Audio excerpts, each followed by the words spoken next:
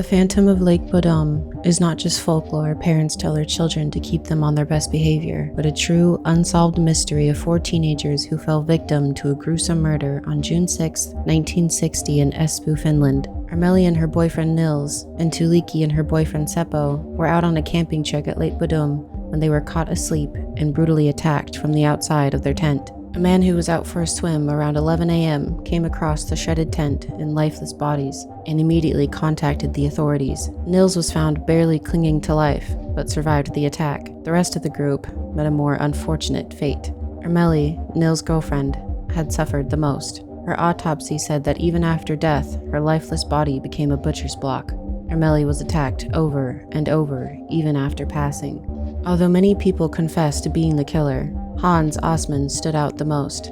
Presumably a KGB spy and being a suspect of murder in the past, Hans was a prime suspect. Hans lived in the Lake Bodom area, and some children from his neighborhood told the police they saw Hans fleeing the murder scene. He was reported to have admitted himself to a hospital with blood-stained clothes, dirt under his fingernails, and overwhelmingly delirious. The mystery behind Hans Osman being the culprit doesn't stop there. Nils, at some point, was put under hypnosis and asked to describe the man he saw attack his friends. The forensic artist drew out an uncanny resemblance of Hans. A photograph also shows us an eerie scene from one of the victims' funerals.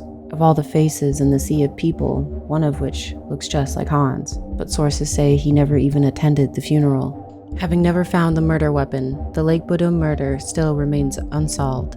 Although the case reopened in 2004 with new evidence of Nils possibly being the culprit, nothing came of the new information. Did Hans Osman kill 3 teens and leave one alive to tell the tale? Did Nils brutally kill his friends in a drunk frenzy? These questions will forever be unanswered, those knowing the truth taking it to the grave.